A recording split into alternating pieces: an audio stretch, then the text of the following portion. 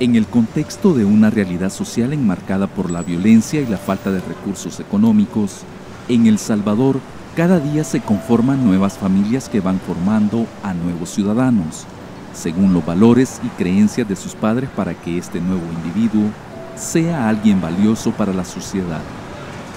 Sin embargo, no todos los padres o todas las madres hacen frente a la responsabilidad de educar y de darle amor a sus hijos. Según la encuesta de Hogares y Propósitos Múltiples de 2016, el 36.8% de los niños, niñas y adolescentes de 0 a 17 años de edad viven sin alguno o sin ambos padres, es decir, casi 4 de cada 10. De este porcentaje de niñez abandonada, el 76% se debe al abandono del padre, lo que muestra una consecuencia negativa del sistema patriarcal que se vive en El Salvador. El problema en el país con el sistema patriarcal es que está muy arraigado en la interacción social de las personas. Con esto me refiero a que hay toda una gran serie de valores y costumbres sociales que delimitan y hacen rígidas las prácticas de convivencia entre las personas, sobre todo entre hombres y mujeres, y todo lo que tiene que ver con su rol ante la sociedad. Eso hace que, por ejemplo, pensemos que las mujeres, por cuestiones naturales, no pueden ejercer algún cargo, alguna función o algunas actividades en la sociedad. Y también pasa lo mismo con los hombres, ¿verdad? Por sus cuestiones naturales, tienen habilidades para otro tipo de acciones y por lo tanto se nos hace difícil o casi imposible pensar en que ambos géneros pueden ejercer cualquiera de las funciones sociales. La diferencia en cuanto a habilidades físicas y cognitivas en la base es meramente igual, ¿verdad? O sea, la genética, la biología han quedado en un segundo plano, por decirlo así, y la potencialidad de la humanidad ha permitido que nos podamos adaptar, ¿verdad? Si bien no podemos sustituir ningún tipo de función fisiológica, ¿verdad? O biológica, bien podemos hacer cualquier otra de las habilidades. Y podemos verlo en la actualidad como hay gente que cría, que toma el mando, mujeres dirigiendo empresas, hombres al frente del hogar, el cuidado, el acompañamiento. Según esta investigación de 2016, la cantidad de niños abandonados por sus padres es de 457.885, sobre 47.901 abandonados por la madre. Estas cifras muestran que la irresponsabilidad se da en ambos géneros. Sin embargo, la cantidad de padres irresponsables rebasa en más de 400.000 a las madres. Muchas mujeres hacen el esfuerzo de sacar adelante a sus hijos y hacerse a cargo de suplir todas sus necesidades, luego de sufrir separaciones con alta carga emocional, una situación que se da en todos los niveles socioeconómicos. O sea, realmente él era una persona aparentemente muy amorosa. Yo me enamoré de él, nos casamos, pero ya estando casados yo empecé a descubrir más cosas. Para mí él era un hombre divorciado con una hija, pero después me di cuenta que tenía más hijos con otras personas. Y cuando él se sintió descubierto, pues me quiso pegar, porque él no quería que yo lo dejara. Y yo ya estaba embarazada. Tenía 3 meses de embarazo. Yo antes de tener ese embarazo yo tuve cáncer. Y luego de eso a mí me habían dicho que yo no podía tener hijos. Entonces, por ende, mi embarazo fue muy complicado. Cuando yo me separé de él, yo tenía 3, 4 meses de embarazo. Y como mi embarazo era muy complicado y viendo que él me quiso pegar, yo regresé a la casa de mis padres. En el momento que él decidió casarse conmigo, que me pidió matrimonio, él dejó a la muchacha esta con su niño de meses de nacido. Entonces, y tenía otro niño que, para variar, el niño es autista. Entonces son cuadros bien delicados. Y de darme cuenta de todo eso, para mí fue muy duro. Dejarlo para mí fue muy duro, fue una decisión muy grande la que yo tuve que tomar. Empecé a luchar, pero la niña nació muy enferma. Cuando yo decidí que me iba a divorciar, porque él me amenazaba que la niña él tenía derecho a que si bien la niña pasaba conmigo un fin de semana, igual tenía que pasar con él. Pero económicamente me ayudó nada más los primeros 8 meses de nacida la niña. Él de repente me dijo que tenía un viaje de su trabajo a otro país. Nunca me depositó. El pago de las cuotas alimenticias es una obligación que tienen los padres o las madres al separarse de sus parejas para ayudar a la manutención de los hijos. Esta depende de los ingresos económicos de quien la pagará y del acuerdo que se logre con la pareja ante un juez de familia. No obstante, el pago de la cuota alimenticia no es la única obligación que tiene un padre o madre de familia cuando no vive con sus hijos o hijas. Muchas mujeres se enfrentan, digamos, a tener que hacer todo un proceso legal, pero también un proceso emocional con los padres de sus hijos para que les den cuota. Y lo mejor que pueden obtener, en el mejor de los casos lo que van a obtener, es un ingreso muy mínimo que no representa lo que es la paternidad. Es ahí donde intervenimos los tribunales, ¿verdad?, de familia, para aquellas personas que no quieran cumplir con este rol, ¿verdad? Nosotros a través de procesos les damos su sentencia, la cual es de carácter obligatorio. Pero juntamente con nosotros existen otras instituciones estatales que dan este servicio para facilitar ese reconocimiento de los hijos. Contestamos también demandas de ese tipo y de pérdida de autoridad parental, régimen de visita y todo lo que sea del derecho de familia, lo contestamos representando a la parte demandada. La paternidad implica cuidados, la paternidad implica ayuda, la paternidad implica una solidaridad y un apego afectivo también con los hijos e hijas. Todo esto en una cuota alimenticia no está considerado. Esta situación irregular que se da en miles de hogares podría afectar la salud mental del menor de edad, que está en medio de los padres. Aunque la ausencia de uno de ellos no significa siempre que el niño o la niña estará a falta de amor y de cuidados, porque muchas veces, por el sistema patriarcal, el hombre está presente, pero es igualmente irresponsable al desentenderse del cuidado de sus hijos. Para el hombre el valor está en el haber procreado, en la mayoría de los casos, pero no incluye el compromiso de asumir un acompañamiento dentro de la crianza y una formación de los hijos en cuanto a la educación y las primeras enseñanzas. Simple y sencillamente se queda a ese nivel. Por lo tanto, no se fomenta que los hombres se comprometan de manera natural con el cuidado y la crianza de los hijos hasta entrados los 5 o 6 años, ¿verdad? O se considera que el proveer económicamente es suficiente labor para cumplir con una paternidad, cuando en realidad falta el compromiso de la cercanía, de un modelaje de valores positivos, de una circunstancia de cuidado logístico, ¿verdad?, de contención, y que ese tipo de cosas no están identificadas dentro de nuestro modelo de masculinidad hegemónico. Identificamos que esa masculinidad enseña a los hombres a que van a ser padres solo cuando estén listos para hacerlos, de quien elijan hacerlo, y van a ejercer incluso esa paternidad de manera en que consideren que deben hacerlo, pueden hacerlo. Voy a dar una cuota, ok, pero me voy a olvidar del cuidado, por ejemplo. Me voy a olvidar de enseñar los valores, el afecto, los deberes ciudadanos a mis hijos e hijas. Pero así como hay madres solteras, también hay padres solteros que le han hecho frente a la responsabilidad del cuidado de sus hijos, ante la ausencia de la madre, que a pesar de no ser en igual número de casos, también se da.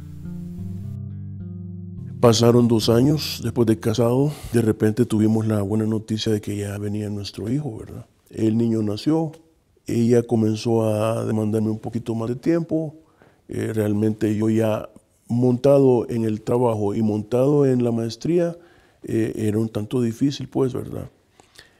Comenzaron a haber problemas, esos problemas al final se generaron en una separación. Ella no quería que yo viera al niño, después de estar en esta situación y que ya el niño iba a poder quedarse conmigo una noche completa, que era el 31 de diciembre del 98, llegué por el niño, resultó que ella solamente había dejado una carta, me decía que mejor se iba porque le estábamos dando diferente educación al niño.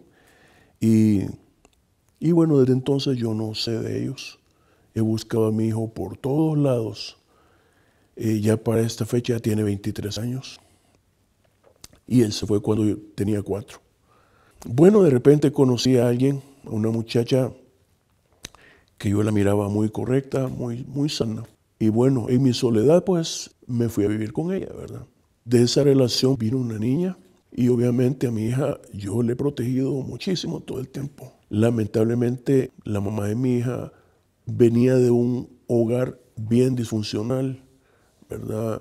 Una situación en que el papá tenía 2 hogares, las 2 señoras conocían del otro hogar, él totalmente irresponsable, la mamá de la abuelita de mi hija, un tanto pues irresponsable también con sus hijos, ¿verdad? Y pues me molestaba el hecho de que yo llegaba a la casa y a veces ella no había llegado, ¿verdad? Entonces mi hija casi no la miraba y realmente pues eso llevó a otro tipo de problemas. Al final de cuentas, pues terminamos separándonos ya definitivamente, ¿verdad? Mi hija sigue viviendo conmigo. Estoy criándola solo desde hace 6 años, ¿verdad? Ya mi hija es una adolescente. Y sí,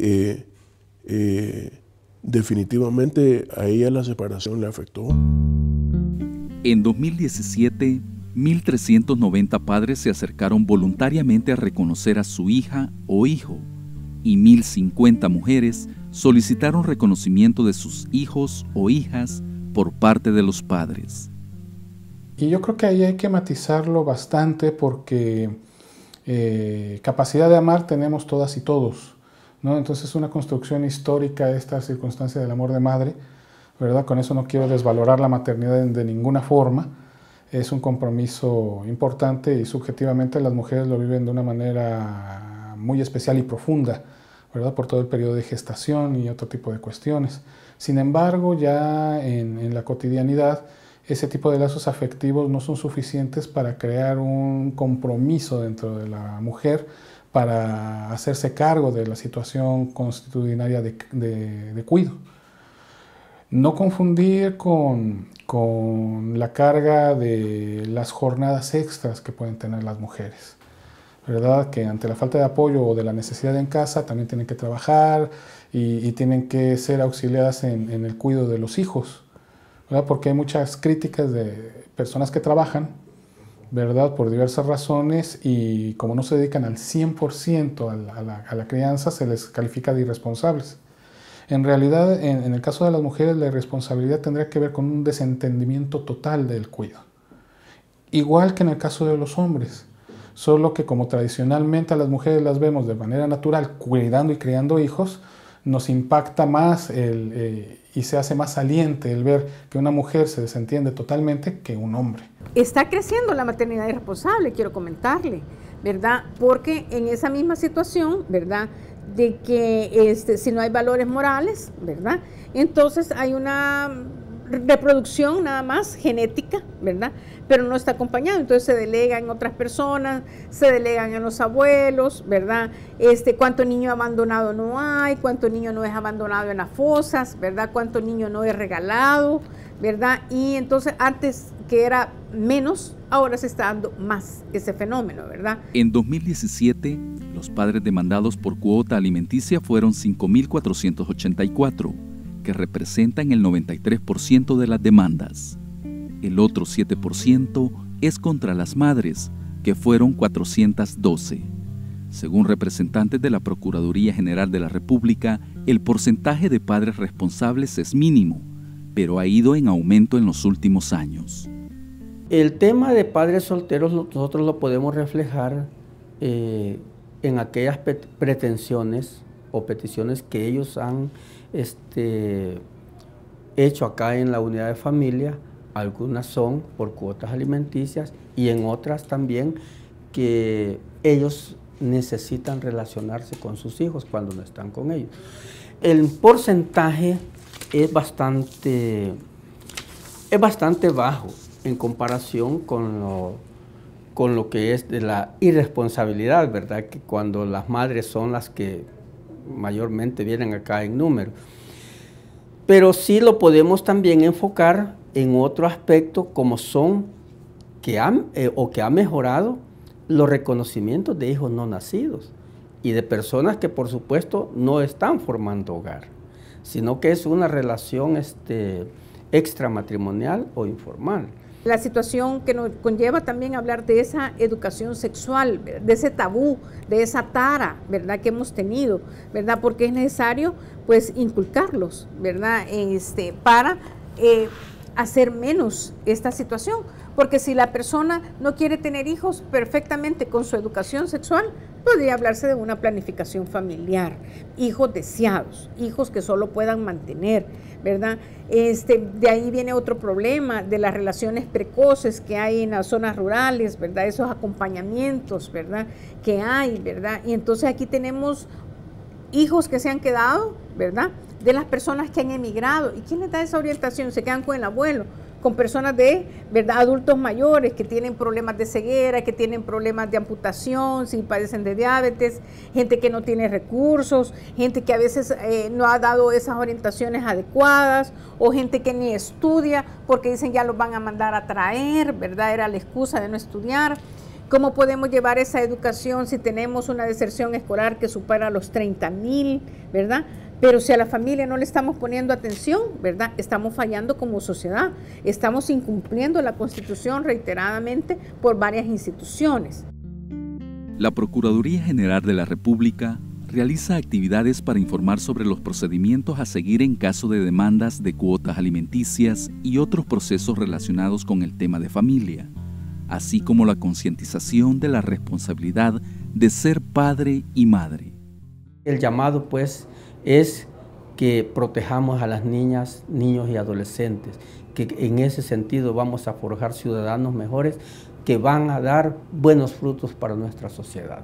Cuando los padres y madres no ejercen el rol tanto moral como legal para que sus hijos se formen como ciudadanos con una alta educación o con una buena educación para poder obtener trabajos, para poder desarrollarse dentro de lo que es la sociedad productivamente, pues quizás lo más que hacen es buscar o unirse quizás a estos grupos antisociales que hay. El cuidado de los menores de edad es fundamental para evitar que en el futuro no tengan problemas de adaptación en la sociedad. Según información de la Corte Suprema de Justicia, la mayoría de menores de edad en conflicto con la ley provienen de hogares fragmentados. Si sumamos las estadísticas de que solo el padre tiene a sus hijos, de que solo la madre tiene a sus hijos, que están con los abuelos, que están con otro grupo familiar, estamos hablando del grado de familia desintegrada. Y estamos hablando, ¿verdad?, que solo el 15%, ¿verdad? Entonces es una familia integrada. ¿Cuánto es el resto del 15%? El 85% de los menores infractores provienen de una familia desintegrada. Y entonces, ¿cuál es el resultado? La delincuencia que estamos viviendo. Si esta persona tiene debilitado su sistema familiar, va a ser reproductor de este sistema debilitado. Sumémosle que con todo esto, el grado de violencia al que están expuestos. Entonces no vamos a tener niños modelos, ¿verdad? Vamos a tener el 85% de jóvenes en conflicto con la ley que se están perfeccionando para hacer aspectos negativos. El tema de la paternidad y maternidad irresponsable tiene una repercusión más amplia de lo que se podría pensar. A nivel social, niños, niñas y adolescentes que crecen en hogares con carencias de cuidados y amor paternos y maternos corren el peligro de caer en malas influencias que no son beneficiosas para ellos y tampoco para la sociedad en general.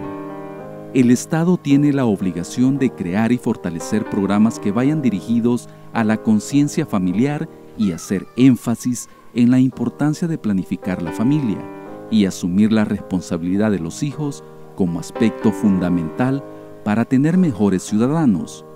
Los hijos siguen el modelo de sus padres y debido a esto tanto padres como madres deben reflexionar sobre el ejemplo que le están dando a sus hijos.